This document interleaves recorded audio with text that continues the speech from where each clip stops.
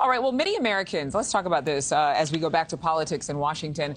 They're exasperated, you might be one of them, that there is going to likely be a Biden-Trump rematch in 2024 for the White House. A new poll showing half of us would be pleased to have the option of a third-party candidate in next year's presidential election. The Quinnipiac University poll conducted last week showing 47% of registered voters would consider voting for a third-party candidate in 2024. Another 47% said they would not. We're joined right now by Joe Cunningham, National Director of No Labels. This is the centrist political group you've been hearing about, along with Joe Manchin, advocating for a third-party candidate. Joe, first of all, thanks for being with us on Morning in America. Thanks for having me. Good morning. We have so much to get to. I should say that you're a very well-funded organization. How much are you all willing to spend to convince more than half of the country that a third-party candidate is a viable option? Well, look, I mean, you see the numbers. I'm not sure we have to spend much money in order to convince people that this is a viable option.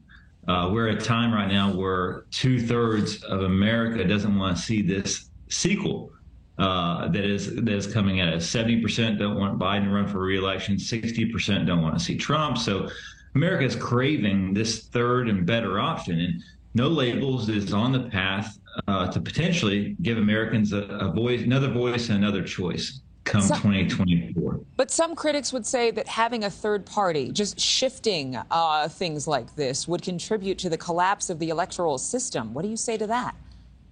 Look, we're not determined on nominating a ticket just yet. We've been very clear and very straightforward that the decision to nominate a ticket will come next spring, and it'll come under two conditions. Number one, are the two major nominees so undesirable that a third and better choice is warranted? And number two, could a bipartisan, a Democrat-Republican or a Republican-Democrat ticket have a pathway to victory through the Electoral College?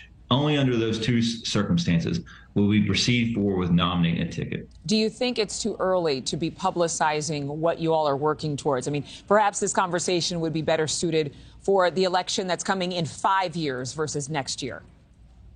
Now, look, I'll, paraphrase Victor Hugo when he said, there's nothing more powerful than an idea whose time has come. And every day we see the numbers about more and more people who do not want to see this rematch. And so No Labels is right now securing ballot access across the country in 50 states, plus Washington, D.C., which is a very cumbersome process, and it takes some time. But we would rather have that ballot access and not need it come next spring than to need it and not have it.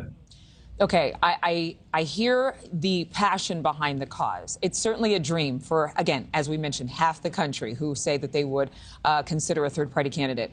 But you all recently released a map showing a moderate independent candidate's potential path to the White House. There are critics who called this map a fantasy, absurd. Again, what is your response to those critics? I mean, many of these same critics were the ones that were saying Hillary Clinton had a 100% chance of winning in 2016. The truth is there's no 100% certainty in politics, and we are a lifetime away from 2024. But we're right now strictly in the process of getting on the ballot. And any effort to thwart that or to impede that, we view as un-American. I mean, we have a First Amendment right for access to the ballot. There are no political parties mentioned in our Constitution. Americans are craving something more. They want something else other than this rematch. And look, if things continue down this path, we're going to be forced to give that to America. Let's talk West Virginia Democratic Senator Joe Manchin. He has wielded a lot of power in blocking some of his own party's plans when it comes to the president's agenda, including Build Back Better. Is he ready to enter the 2024 presidential race as an independent? I mean, I'm not sure. That's a question better suited for Senator Manchin. I know that we were thrilled to have Senator Manchin and Governor Huntsman in New Hampshire on Monday, the event you see on your screen right there. And it's because, the two of those were co-chairs, original co-chairs for No Labels. They have a steep history in working with No Labels and doing bipartisan work. And that was the first of many town halls that No Labels will host across the country to kind of put a spotlight on our book, Common Sense, which is a booklet of 30 different ideas and details where most Americans agree on even some of the more controversial issues, such as, border security or women's reproductive rights or gun safety. Thank you for watching. Go to newsnationnow.com to find News Nation on your television provider. And don't forget to click the red subscribe button below to get more of News Nation's fact-driven, unbiased coverage.